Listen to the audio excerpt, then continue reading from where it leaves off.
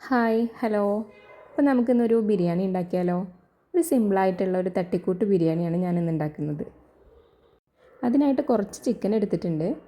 ചിക്കനിലേക്ക് മഞ്ഞൾപ്പൊടി, മുളക് പൊടി, ഉപ്പ്, ജിഞ്ചർ ഗാർലിക് പേസ്റ്റ്, അല്പം കോൺഫ്ലവറും അല്പം സുർക്കയും കൂടെ ചേർത്ത് നന്നായിട്ട് മാരിനേറ്റ് ചെയ്തെടുത്തു.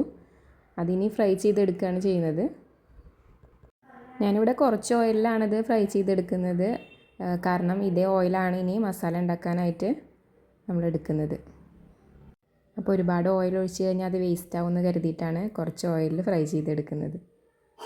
അപ്പോൾ ഞാനിതിവിടെ കുറേശ്ശെ ആയിട്ട് ഫ്രൈ ചെയ്ത് കോരിയെടുക്കുകയാണ് ചെയ്യുന്നത്. അതോടൊപ്പം തന്നെ സ്റ്റൗവിലൊരു പോട്ട് വെച്ചിട്ടുണ്ട്. അത് മസാല ഉണ്ടാക്കലും ദം ചെയ്യലും കൂടെ ആ പാത്രത്തിൽ ചെയ്യാമെന്ന് കരുതിയിട്ടാണ് വെച്ചിട്ടുള്ളത്. അതിലേക്കൊരല്പം ഓയിൽ ഒഴിച്ച് അതിലേക്ക് ഒരു സവാള ഇട്ടിട്ട് വറുത്ത് കോരി എടുക്കുകയാണ് ചെയ്യുന്നത്. ആ സവാള നമുക്ക് ചോറിൻ്റെ മുകളിൽ വിതറിയിടാനുള്ളതാണ്. അപ്പോഴത്തേക്ക് ചിക്കനൊക്കെ പൊരിച്ച് കഴിഞ്ഞിട്ടുണ്ട്. അപ്പോൾ ആ അടുപ്പിൽ തന്നെയാണ് റൈസ് റെഡിയാക്കി എടുക്കുന്നത്. അതിനായിട്ട് ചെറിയൊരു കലത്തിൽ വെള്ളം വെച്ചിട്ടുണ്ട്. ആ വെള്ളത്തിലേക്ക് ക്യാരറ്റ്, അതുപോലെ ഏലക്ക, പട്ട, ഗ്രാമ്പൂ അതൊക്കെ ചേർത്തിട്ടുണ്ട്. കല്ലുപ്പ് ചേർത്തിട്ടുണ്ട്. കുറച്ച് കുക്കിംഗ് ഓയിൽ കൂടെ ചേർത്തിട്ടുണ്ട്. റൈസ് ഒട്ടി പിടിക്കാതിരിക്കാനാണ് കുറച്ച് ഓയിൽ ചേർത്ത് കൊടുത്തിട്ടുള്ളത്. ഇപ്പോൾ വെള്ളം തിളച്ചു. അപ്പോൾ ഇനി അരിയിട്ടിട്ട് ചോറ് അവിടെ റെഡി ആവട്ടെ. ഞാനൊരു 1.5 ഗ്ലാസ് അരിയാണ് കഴുകി വൃത്തിയാക്കിയിട്ട് അടുപ്പത്ത് വെച്ചിട്ടുള്ളത്. അപ്പോഴത്തേക്ക് നമുക്കിനി മസാല റെഡിയാക്കി എടുക്കാം.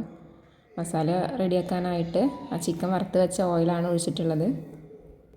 ആ ഓയിലിലേക്ക് ഇഞ്ചി, വെളുത്തുള്ളി ചതച്ചത്, ഒരു വലിയ തക്കാളി, 2 സവാള എന്നിവയാണ് ചേർത്തിട്ടുള്ളത്. സവാള പെട്ടെന്നായി കിട്ടാൻ വേണ്ടിയിട്ട് കുക്കറിൽ വിസിലടുപ്പിച്ചെടുക്കുകയാണ് ചെയ്തിട്ടുള്ളത്. അതാണ് ഇതിലേക്ക് ചേർത്ത് കൊടുത്തിട്ടുള്ളത്. ഇനി അത് ഓയിലിൽ കിടന്ന് നന്നായി ഒന്ന് വഴണ്ടി വരട്ടെ. നന്നായി വഴണ്ടി എണ്ണയൊക്കെ ഒന്ന് തെളിഞ്ഞ് വരുമ്പോൾ നമുക്കതിലേക്ക് പൊടികൾ ചേർത്ത് കൊടുക്കാം. ഇതിലേക്ക് ഒരല്പം മഞ്ഞൾപ്പൊടി, അല്പം ഗരം മസാല, ഒരല്പം തന്നെ കുരുമുളക് പൊടിയാണ് ചേർത്ത് കൊടുത്തിട്ടുള്ളത്. മറ്റുള്ള മസാലകളൊന്നും ചേർത്ത് കൊടുക്കുന്നില്ല. അധികം സ്പൈസി ഒന്നും അല്ലാതെയാണ് ഉണ്ടാക്കുന്നത്. ചെറിയ കുട്ടികൾക്കൊക്കെ കഴിക്കാൻ എളുപ്പത്തിന് വേണ്ടിയിട്ടാണ് ഇങ്ങനെ അധികം എരിവില്ലാതെ ഉണ്ടാക്കിയെടുക്കുന്നത്. അതിലേക്ക് കുറച്ച് തൈര് ചേർത്ത് കൊടുത്തിട്ടുണ്ട്. അതുപോലെ ഒരു മുറി നാരങ്ങാനീര് കൂടിയാണ് ചേർത്ത് കൊടുത്തിട്ടുള്ളത്. എന്നിട്ട് നന്നായി മിക്സ് ചെയ്തതിന് ശേഷം നമ്മൾ വറുത്ത് വെച്ചിട്ടുള്ള ചിക്കനാണ് ചേർത്ത് കൊടുത്തിട്ടുള്ളത്. നന്നായി ഇളക്കി യോജിപ്പിക്കുകയാണ് ചെയ്യുന്നത്. അപ്പോൾ നമ്മുടെ മസാല ഇവിടെ റെഡി ആയിട്ടുണ്ട്. ഇനി നമുക്ക് ചോറ് ഊറ്റി ഇതിൻ്റെ മുകളിൽ ഇട്ടിട്ട് ഒന്ന് ദം ചെയ്തെടുക്കാം. അതിനായിട്ട് റൈസ് ഊറ്റിയെടുക്കുന്നുണ്ട്. ഊറ്റിയെടുത്ത് ഇതിൻ്റെ മുകളിൽ ബാച്ചായിട്ട് ഇട്ട് കൊടുക്കുകയാണ്.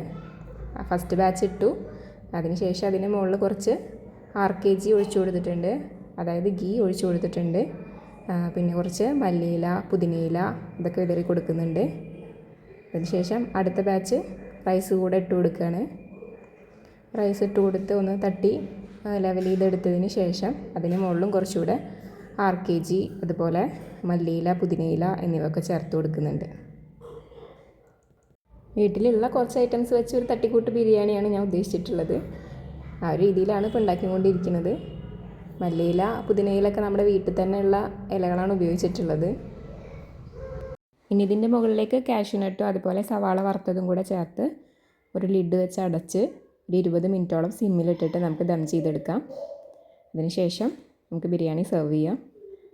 വളരെ സിമ്പിളായിട്ട് ഉണ്ടാക്കാൻ പറ്റുന്ന, അധികം സ്പൈസി അല്ലാത്ത ഒരു ബിരിയാണിയാണിത്.